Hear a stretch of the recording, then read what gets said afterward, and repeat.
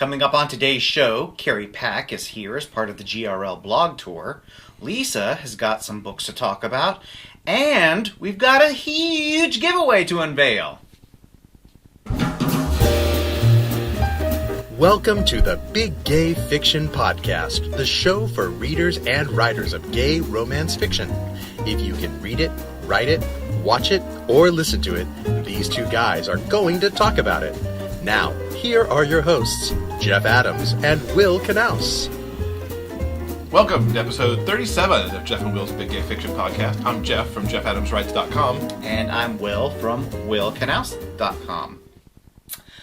We've got a big jam-packed episode, so let's get right to it. Woohoo! You have got some publishing news, don't you? I do. I have lots this week. So the most exciting that made me do the happy dance on Friday night was Codename Winger #1, Tracker Hacker, is now under contract with Harmony Inc.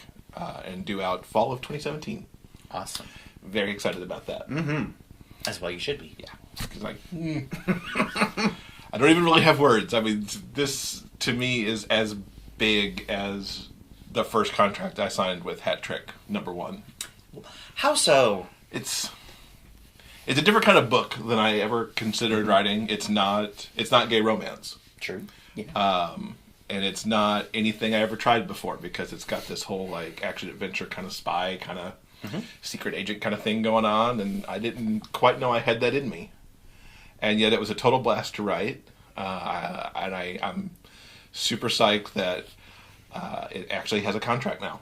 And I was talking to you about it the other day, and it's, by the time it comes out, it'll have been 4 years from initial idea, which happened sitting around the fire pit at GRL in Chicago, which is almost 2 years ago now, sitting with Z.A. Maxfield and Claire London, chit-chatting about career and series and this and that, and somebody had a Kim Possible ringtone at that too, which kind of fed into where this came from, and I pitched it GRL in San Diego, so a year down the line, it got pitched, and now we sit here with it under contract, and when we get to GRL in 2017, it'll be out just around that time. Awesome. Yeah, very cool. Very good news. Yeah. You also have some other pertinent publishing tidbits. Tidbits, yes. and this one is more somber, but just as important as the first one. JMS Books is one of a number of publishers who are putting together anthologies to benefit the victims of the shooting in Orlando last week.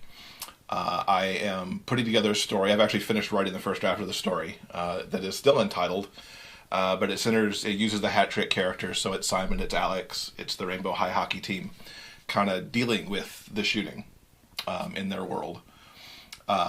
The pre-order's up for this book already. It's called Love is Proud. It's I got all tongue-tied there for a second. Sorry about that. It's up for pre-order on the JMS site. We will link to that pre-order in the show notes.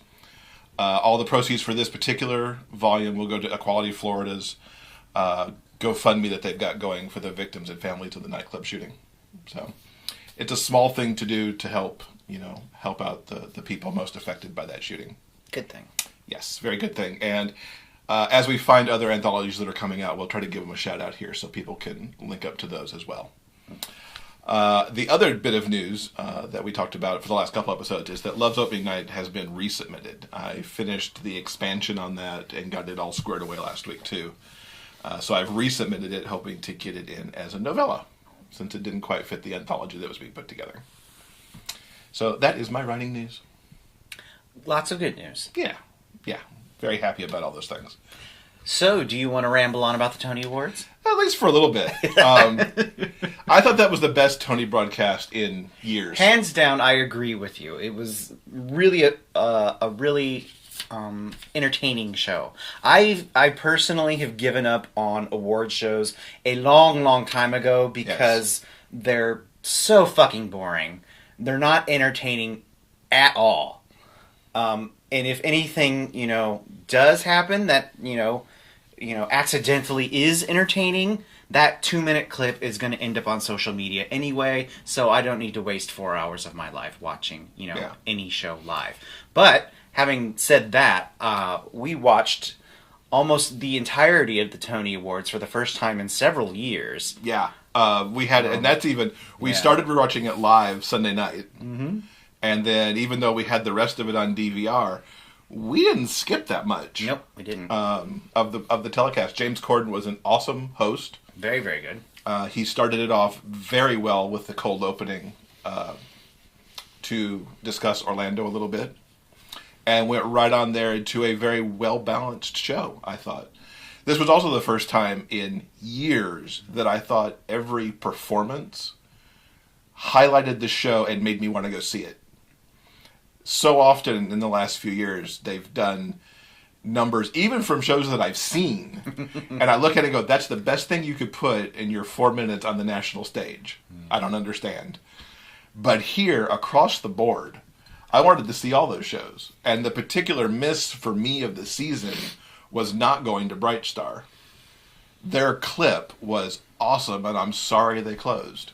But I will be picking up the soundtrack, I think.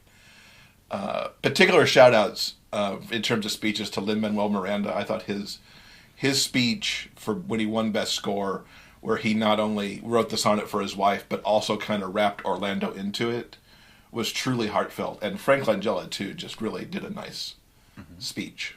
And all the performances, oh my God, Waitress was awesome. Jesse Mueller and Sarah Bareilles both singing that song. So good.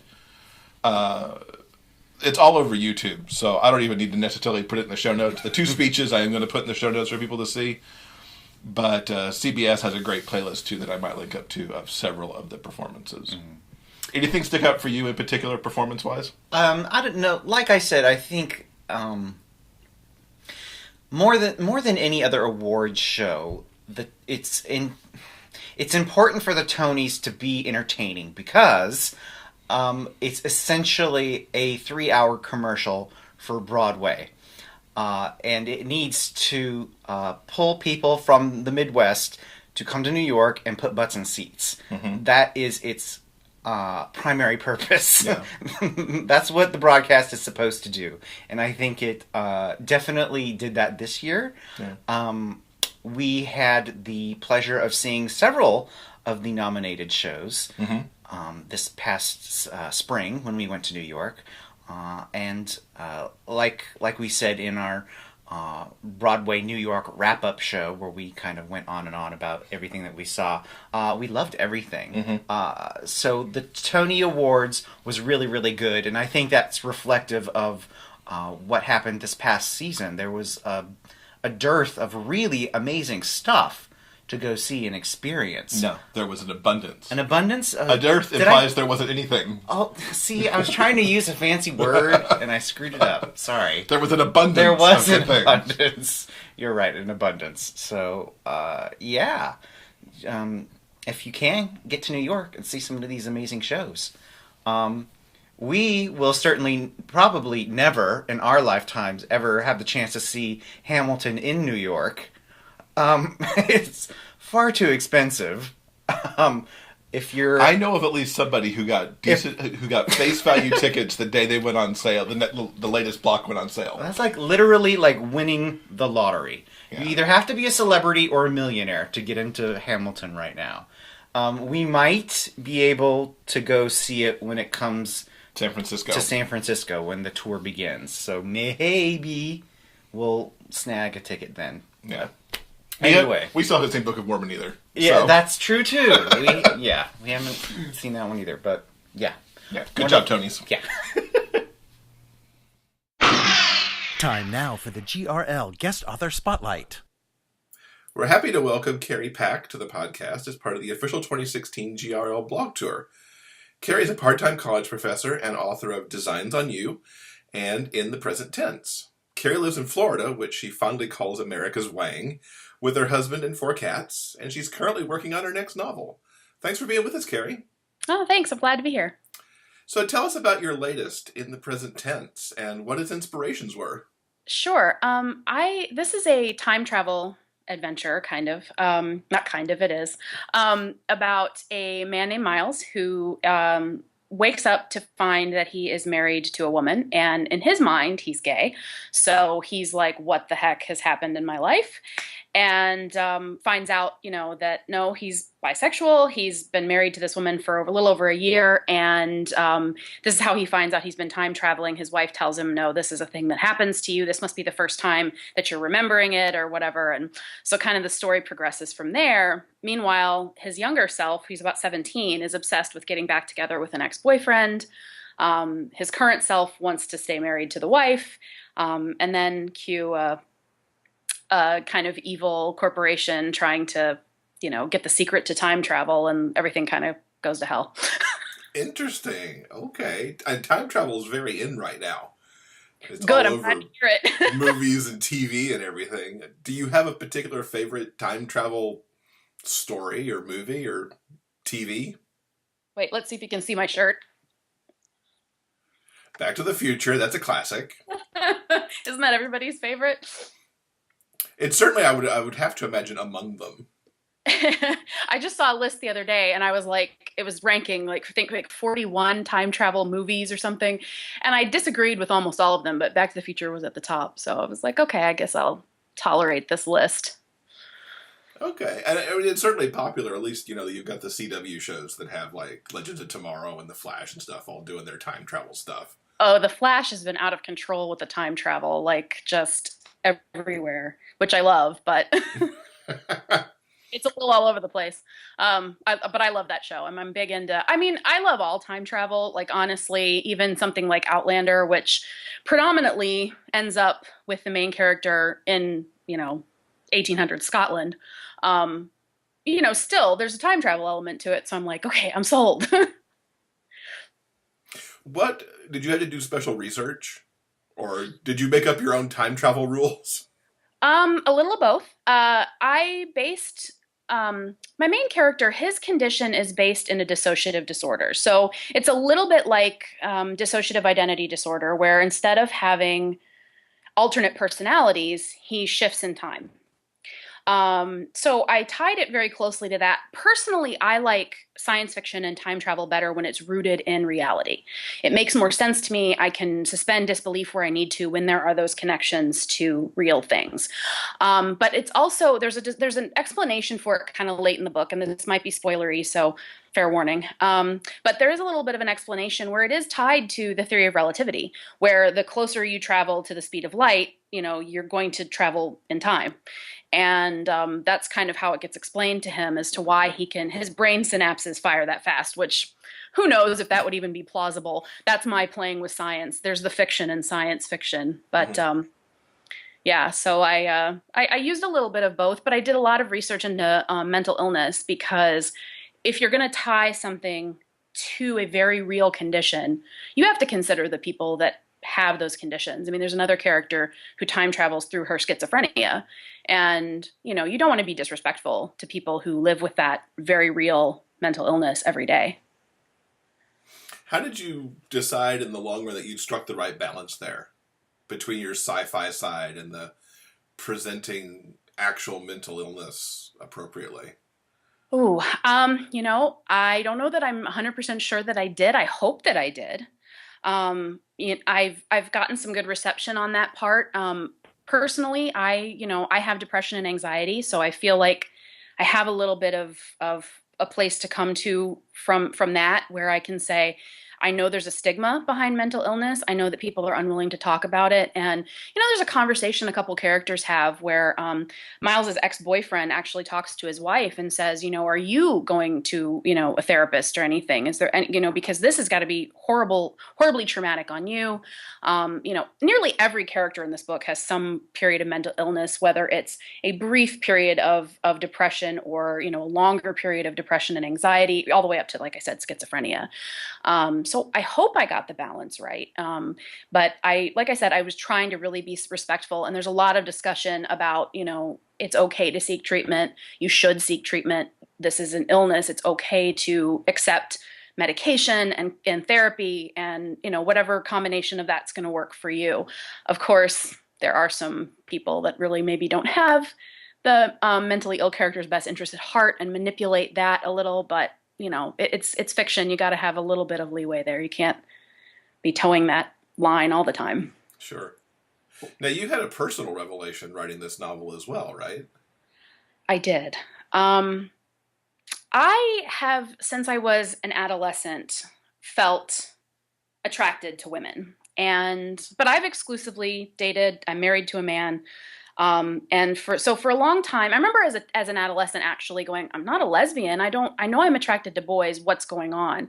And I think that there's so much talk right now about bi erasure. It just kind of came to a head for me where I thought, I want to write a bisexual character. I want to explore this because this is a marginalized group, and even within the LGBT community sometimes, because there's that you're either not gay enough or not straight enough, or you don't really fit into either. And as I'm exploring that, it occurs to me that this is an identity that I can claim. I could say I've been bisexual since I was in middle school, but I wasn't able to label it that until I wrote this and went, it's okay to say that if that's how you identify, even if I've never been in a relationship with a woman. That's okay. And so that was kind of the revelation that it was, I knew I had that attraction. I knew my sexuality was more fluid. I wasn't, extreme on, I wasn't completely straight on the Kinsey scale, if you want to use that as a framework. But that, I knew that I wasn't, but I didn't have a way to quantify it because am I a fraud if I haven't kissed, well, I have kissed women, but if I haven't been in a relationship with a woman or I haven't had sex with a woman, does that erase that part of me? And it doesn't. And to be able to say that I am bisexual and be okay with that was very freeing, but it's still hard to say. Amazing. As you were writing, did it come out like while you were plotting it or just in the general writing of it, or?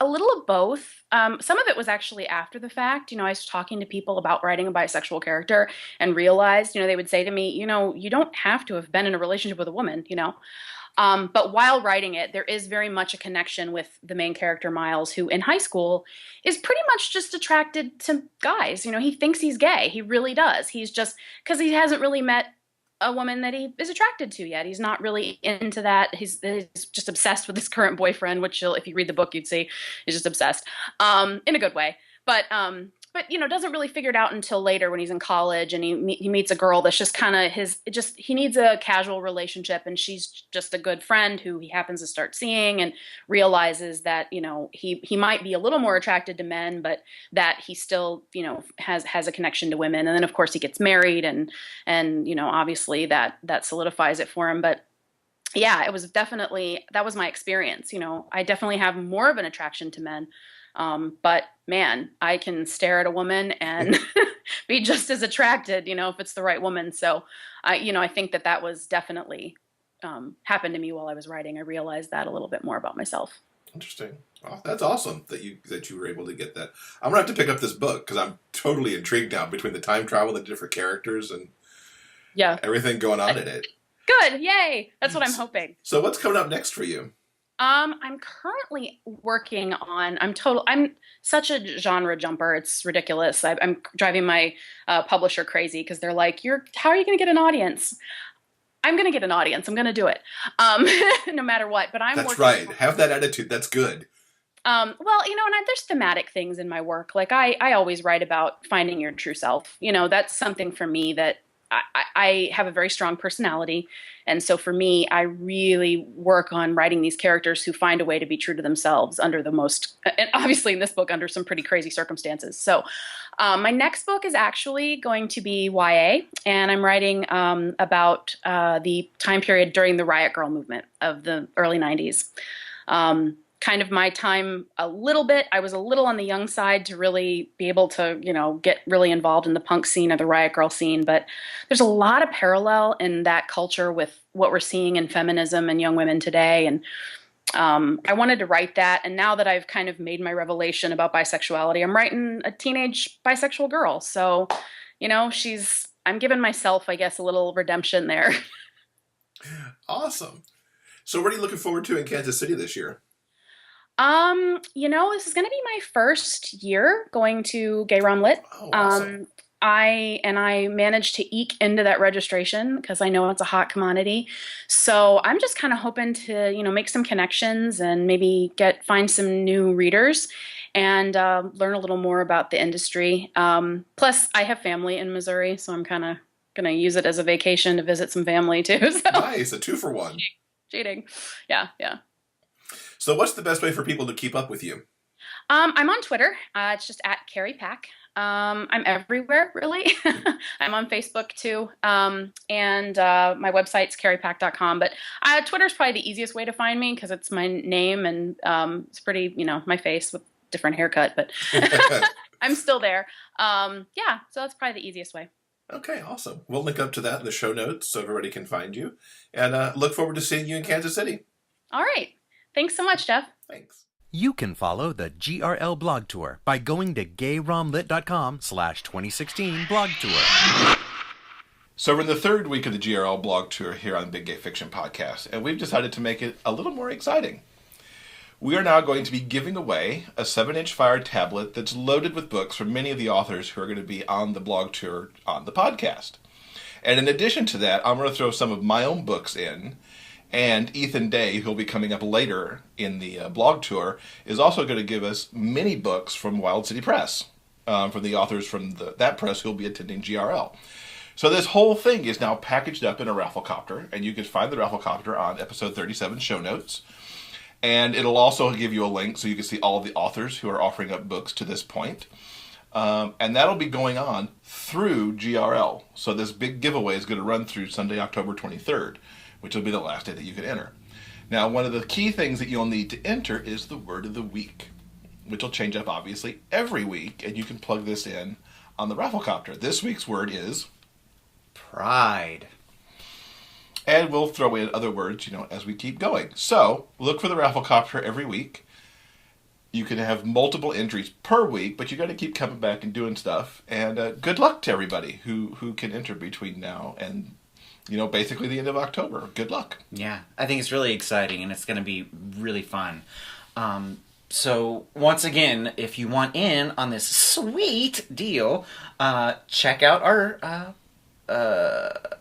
show notes page. Show notes page. For episode 37. Yeah, I'm having problems with some words. I don't know. Okay. So, go to the show notes page, Big Gay Fiction Podcast. See, Goodness. I'm terrible.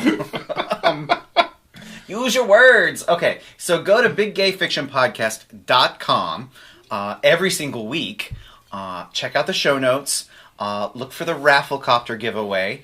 Enter as many times as you can. Yep. There's a few ways to enter, and some of them you can do every day. Yeah.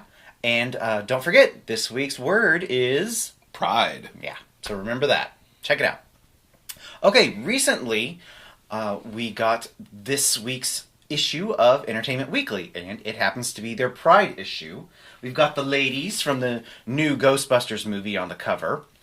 Inside, there is a section about the Tony Awards, which we just spoke at length about. Yes. And there's also a small section about some of the celebrities and some of the memorials going on in the aftermath of the Orlando shooting.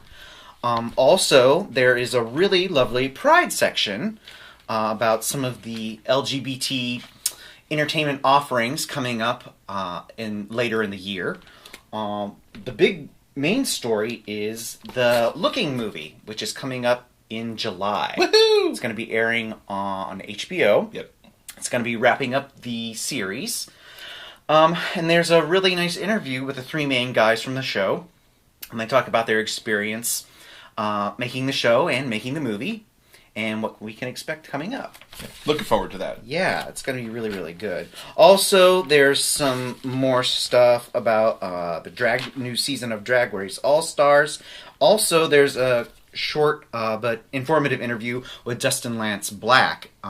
He has I believe he's just finished shooting When We Rise, the gay rights miniseries that's going to be airing in the fall. So if you want a little more information about what Dustin Lance Black has been up to, check out this issue of Entertainment Weekly.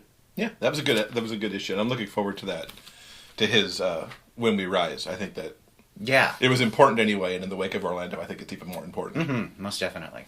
So you got me into Eastsiders. You know, we talked about Eastsiders a number of episodes ago because you'd watched season 1. He rewatched season 1 with me, and then we also watched season 2 on the DVD. It was a delight. It's funny. It's dramatic. It's a little poignant in places. I really enjoyed it. I'm glad you found it. What was your take on season 2, coming off of season 1? I liked season 2 probably even more than season 1. Jeff and I both really like Eastsiders a lot. And I think I've mentioned before, it reminds me a lot of Looking. Mm-hmm. So the caveat to our recommendation is, if you liked Looking, you will probably like Eastsiders. If you hated Looking, you'll probably hate this as well. Because it deals with a group of friends, all in their late 20s. They're living in LA, and it's really about them making bad life choices and then dealing with the aftermath of those choices and trying to grow up. Very similar to what the guys had to deal with in Looking. Mm-hmm. But there are a bunch of really poignant, funny, charming moments in both series. I suggest you watch both of them.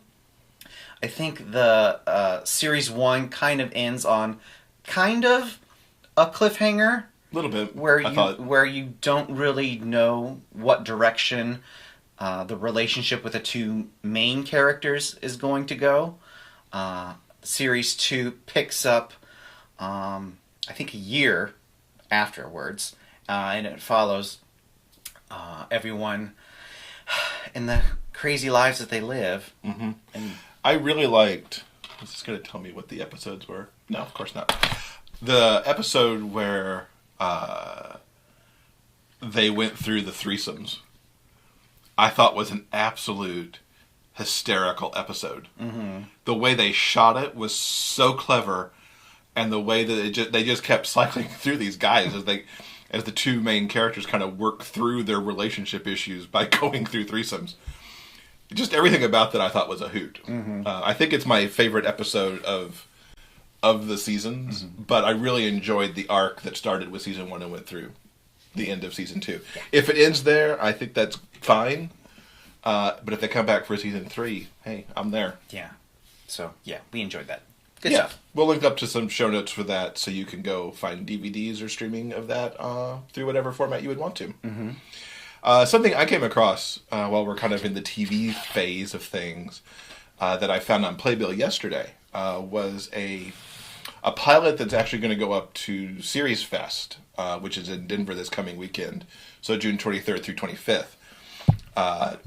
This show called Truth/Fiction is about high school students who write gay erotic fan fiction about their favorite boy band called Truth. Now, this has several Broadway stars in it. Matt Doyle, who was in War Horse and Book of Mormon. Daniel Cardino, who was in Newsies. Katie Huffman, who won a Tony for the Producers, is in it. It's got some original music from a duo who won a Jonathan Larson grant. So there's some good tunes there. The trailer was a hoot. It's absolutely awesome. You've got this girl who's very into the band called Truth. She gets connected to some other fans and ends up in this writing group where what they write is slash about the band. And there's interludes and musical moments that looks at that slash as they're reading it. Looked awesome. Yeah. So we hope that they are a success at Series Fest to not only get the pilot on the air, but a series. Because it looks pretty awesome. Yeah. We will link in the show notes to the trailer and their website, mm-hmm. so you can keep track of this show, and just highly recommend it, and good luck, guys. And we've reached out. Maybe they'll be on the show one day. Mm-hmm.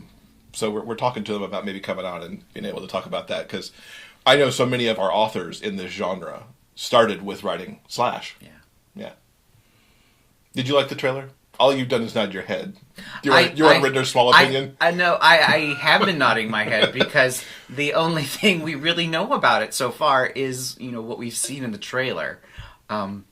So if we do get them on the show, I am really looking forward to talking to them about this project, and hopefully it will get off the ground because it looks really funny and charming, and we're both very enthusiastic about it from what little we've seen so far. Absolutely. So yeah, check it out in the show notes. I'm sure you'll put a link to it. Yes, I will. Yeah, definitely. It's also Amazon pilot season. It is. Amazon every year puts up their pilots for people to browse and peruse and check out, and then you can vote and leave comments about what you like or what you don't like, and the most popular ones will eventually supposedly go to series. They just recently launched the new season, and I have checked out one. They don't have very many dramas this year. One of them was The Last Tycoon, which is based on the last novel by F. Scott Fitzgerald. And it was made into a movie, I believe, in 1975, starring Robert De Niro. And basically, the show, the book, and the movie were all about the golden age of Hollywood and the main character, a sort of super producer, and how he has to navigate the politics and the star system in order to get a movie about his dead ex. She's his ex-wife because she's dead. He's trying to get a movie about the life of his dead wife off the ground. But he can't because of the Nazis, and there's all sorts of stuff going on. Anyway, the reason I was interested in this particular pilot was, of course, because of the literary connection, but also because the lead character is played by Matt Bomer. Now, if ever there was a modern-day actor who was born and has the face to play a golden age Hollywood star, it'd probably be Matt. Yep. With that square jaw and those beautiful eyes and that hair that looks amazing when it's all slicked back. He looks amazing. He's really good in the pilot. I thought the pilot as a whole was okay. It was interesting enough to, I think, set up some storylines that, could be, compelling if it actually goes to series. So, check that out on Amazon. It's certainly free to stream if you have Prime. Also, they have a lot of children's shows going in their pilot season, one of which is the remake of Sigmund and the Sea Monsters, the Sid and Marty Krofft classic from our childhoods. From our childhood, yeah. So what did you think of Sigmund and the Sea Monsters? I liked it. I have to admit that I have very sketchy memories of Sigmund. Mm-hmm. I was more a Puff and Stuff, Land of the Lost, Electro Woman and Dyna Girl kid. Who didn't love Electro Woman and Dyna Girl? Where's the reboot of that? Well, actually, they already have. But that was an icky reboot, as I recall. Well, there's a newer reboot. I think it's airing on Hulu or something. Oh, really? But it's just as icky as the other one. That's too bad. So, anyway, ignore that. We don't need to discuss that. Yeah, let's just think about the original Electro Woman. Yes. Where this reboot of Sigmund's concerned, I thought it held together pretty well. Mm. The updates were nice. I liked everything about it, and I think most of all that Sigmund is still very much in the realm of the Sigmund that I grew up with. They didn't try to turn him into a CGI. They didn't try to turn him into some motion capture thingamabob. No, the animatronic suit that they use is really adorable, and it does pay homage to the original Sigmund design. It's super cute kids show. Yeah. So. Yeah, I could see it easily on the Disney Channel in terms of how it looks and how it especially the town they put it in. The town they put it in reminded me a lot of where Austin and Alley is. For some reason, I just thought the towns looked similar to me. So. But yeah, good job to Amazon for that, and we'll see if it goes to series. What'd you think? I thought it was cute. Yeah, I don't really know what else to say about it. Yeah, I did like, even though I didn't recognize him right off, that Johnny Whitaker did have a cameo. Yes, he does. That was nice. Mm-hmm. You won't recognize him anymore, or at least I didn't. Yeah, so good job, Amazon. And if you like this, we'll link to those in the show notes so people can go find them and watch them if they've got Prime. Mm-hmm. So now we're going to go talk to Lisa from the Novel Approach. She's got 5 books to talk to us about. Ooh, exciting. So we're welcoming back Lisa from the Novel Approach today to talk about some things that she's been reading and is excited about. Hi, Lisa. Hi, how are you, Jeff? Doing good, thanks. How are you? I'm having a great summer so far. Awesome. Yeah. So what's on your reading list these days? Oh, quite a few things, actually. I'll start at things that I've already read for the month. I will try not to look at my notes. I have a couple that are just really sweet and fun contemporary romances, kind of following along with a couple of different tropes that we see quite a bit in contemporary romance. One of them is a character with disabilities, R.J. Scott's Boy Band. And it's all revolving around kind of the behind the scenes of a reality television show set in Great Britain called Sing UK, and it's about this a group of guys who are this close to being voted off of the show, but the producers of the show decide to turn them into a boy band.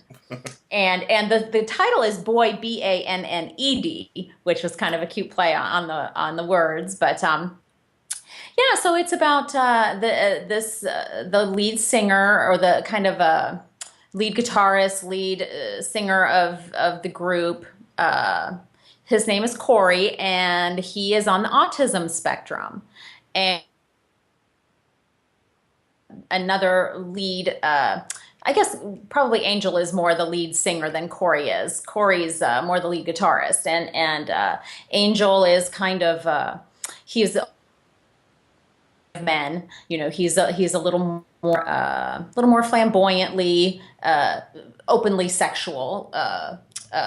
His sexuality is, he doesn't hide. You know, he wears everything on his sleeves, and so it's kind of a story about. It's a really a hopeful story, because you don't expect this boy with Asperger's, or what was categorized as Asperger's at the time. You know, being able to find love. And I think it was a really, really hopeful story. I don't know if you know, R.J. Scott's son is on the autism spectrum. Okay. So I think that this was kind of a mother's hope kind of story, where, you know, she gets to write the happy ending that she's not altogether sure her son is going to get in real life. So it was a really neat story. The other one is a second chance at love story that I just read by Annabelle Jacobs, and it's called Always Another Side. So there's all. So it's a story of two older men, 40, late 30s, 36, 40, who one of the men is just out of a long-term relationship where he was just completely betrayed by his partner, and the younger man is just kind of an unlucky at love kind of guy, has never really found that connection with someone, jumps into everything just heart first, and just seems to always get burned. And so this is a story about their coming together and resisting, especially the older character who's just ended his 16-year relationship, very opening himself back up to that. And the great thing about this book, the thing that I loved about this book, where it might be a kind of a category romance sort of book, is that Annabelle Jacobs uses dialogue a lot to tell this story. There is no big misunderstandings. These people talk and they talk and they talk and they talk. So it's really, I think I said in my reunion or my review, hallelujah for the grown-ups in this book. They don't stomp their foot and go storming off because they think something something has happened, or they don't know how to work through that. So instead of talking about it, they just storm off and lock the other person out. So it was really good. And then there really there is. So the big secret in this book is where some of the conflict really comes in. It's definitely not it's not an easy fluff romance. There's definitely still some work through, but they work through it together. So that was a really, really good one. I enjoyed that a lot. That was an awesome one. Nice. I like how you talked about getting the adults in there so they talk to each other. I like that. I'm not a big fan of the misunderstanding usually. No, neither am I. That's probably one of my least favorite things to read is the lack of communication. Because you and I both know if you're going to be in a long-term relationship, you've got to be able to talk, right? So there's a lot of discussion and some soul searching. They do a little bit of soul searching, but it's not because they have misconstrued something or they've seen something that they're interpreting another way, or they've eavesdropped and heard something that they shouldn't have overheard, and so they're jumping to conclusions. It was true confession time to process what was going on, and then they come back together, and it was a neat story. I love Annabelle Jacobs anyway. She's really she's one of my favorite go-to authors for not only contemporary, but she's got a great fantasy series, the Torsier series from Dream Center Press, which is dragons and just so she's a great author. So that was another great one. So the next book that I'm really excited about that I just finished this morning is coming up on Tuesday, June 14th, is Marie Sexton's Damned If You Do.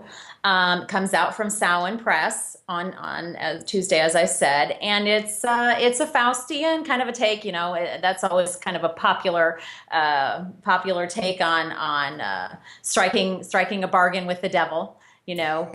So she has taken it to kind of a different level, though, in that you end up having sympathy for the devil. Okay. So it was a fun story. The devil is behind quota on souls, so he's officially on notice that he needs to pick it up, and so he's looking for one perfect soul. He doesn't want to waste his time on a few piddly souls here and there. He wants the soul, the one that's just going to put him into the upper tier of amongst all of the devils. There are devils, and then of course there's Satan. Right. So he's one of the devils, and the hell that she created is a lot of fun. Apparently Satan is kind of a slumlord. So they live in tenements, and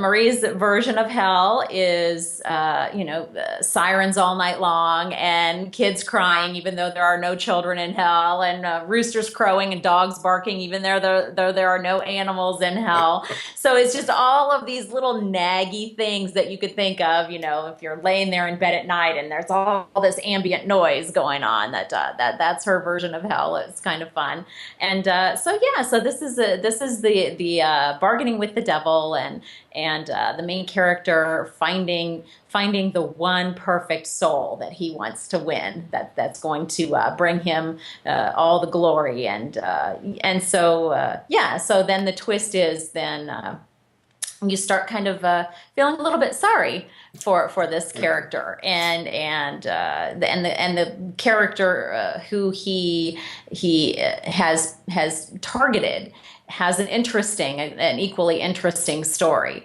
Not everything isn't what it seems, and so it's a lot of fun. It's a lot of fun. Angels and demons and twists and turns, and so that was a really fun one. I enjoyed that. I was telling.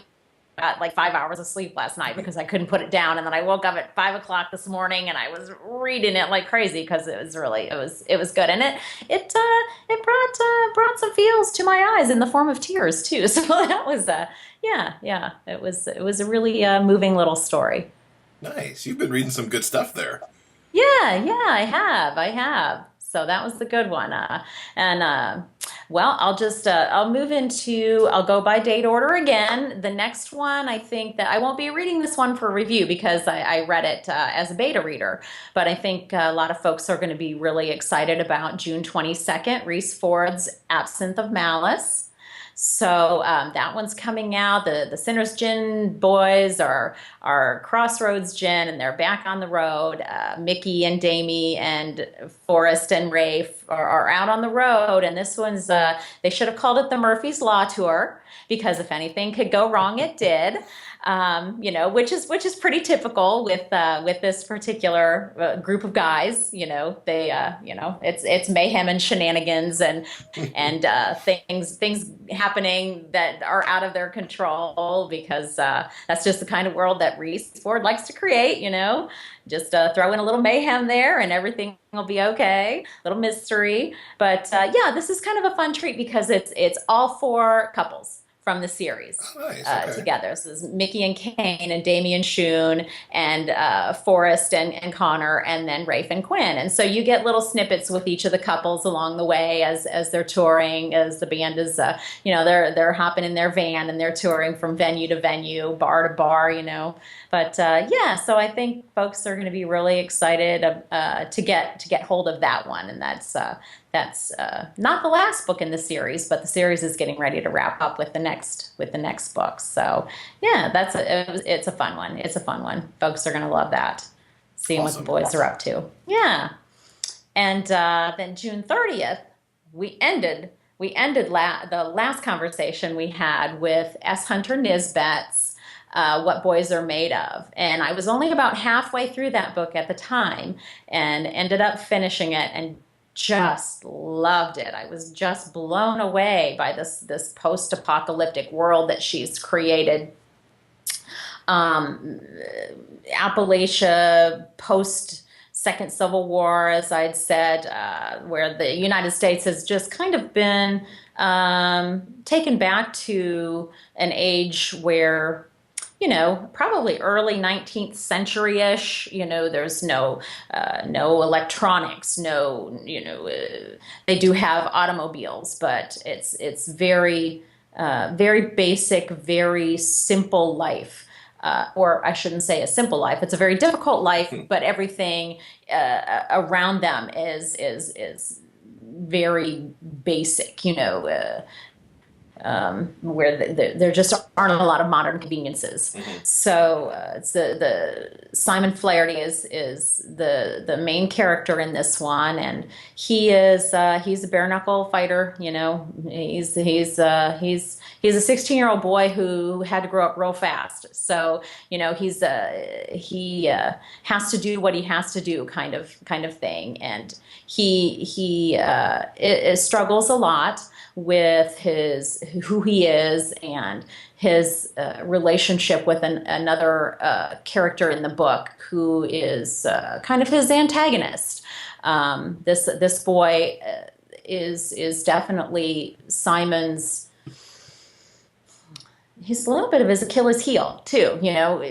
It's just a really complex relationship between these two boys. They can't resist each other, but they also don't like each other very much, So the next book, The Mercy of Men, comes out June 30th, and it's 6 years later. So I haven't started reading it yet, but I'm interested to see if I can figure out why the big time gap. between the last book and this one. If it was a situation where it was a more interesting story to tell with those 6 years of experience now behind them, they have moved to a new city, I'm interested to see if I can figure out why there was a 6-year gap. So that should be really good. Obviously, it's still going to be kind of a raw, kind of an edgy world. Going into a bigger city now too, which it's certainly not a Chicago or a New York or an LA sort of city, but it was very rural where they were, and so now it's survival of the fittest in the city. So it's going to be interesting to see where the author takes that one. Cool. So yeah, I'm excited Hopefully about that. by the time we talk to you again, you'll have finished that one and can tell us about it. Yeah, exactly. I am planning on devouring it. I am. I've got one more book ahead of it. But I'm definitely ready to get into that one because it was such a fascinating world. And again, it rubs the lotion on its skin or else it gets the hose again kind of reader. I love that, I'm not much of a romance reader when it comes down to it, although I do love a good romance every so often. I'm more, I kind of like these psychological horror kind of, even not the blood and guts, but the horrifying idea of some things, that we take for granted suddenly being taken away from us, and how would you survive, and what would you do, and how would you cope if suddenly your life was being lived in an atmosphere was reminiscent of when your grandparents were, or even great grandparents, were trying to survive off the land, and you get this sort of a political dynamic that's very much a sort of a tyranny. It's very much I have all of the power, and I will protect you if you pay me to protect you, kind of almost a mafia-ish kind of hierarchy in that whoever's the most brutal is the winner kind of thing, so it's kind of scary. Yeah, scary but fun. It's fun. Fun. Glad as you're only it's not reading me about kind it. of thing. It's fun. Yeah, fun to read about these characters, but I'm so glad it's not real kind of thing. So Right. yeah. Right. So that's a lot of fun. Well, we will link up to all those books in the show notes, as well, of course, to the Novel Approach website. And we thank you so much for being with us again. We'll see you in a few weeks. Good. Thank you. It's great to be here again. Thank you to Lisa for stopping by the podcast. Now, if you'd like to know more about those books that she recommended, we do have links, of course, on the show notes page at biggayfictionpodcast.com. So be sure and check that out. Also, on the show notes page, you can always leave recommendations. If there's something really amazing that you've read recently and want to spread the love and tell some of our listeners about, do so. Leave a comment on the show notes page. Yeah, absolutely. Mm-hmm. So I think that wraps up for this week. Coming up next week on episode 38, we'll have Tally Spencer here as part of the GRL Blog Tour. Plus, Joe Okonkwo will be here to talk about his debut novel, Jazz Moon. And Joyfully Jay will be here too with some books to talk about. Awesome, action-packed. Well, maybe not action-packed, but information and value-packed episode. Value-packed. That's awesome. That's perfect. Okay. So, have a great first week of summer, and we'll see you next week. Thank you for listening to Jeff and Will's Big Gay Fiction Podcast. New episodes are available every Monday at iTunes and other major podcast outlets. While there, subscribe to the show and please consider leaving a review. For detailed show notes, links, and to sign up for the monthly newsletter, visit biggayfictionpodcast.com.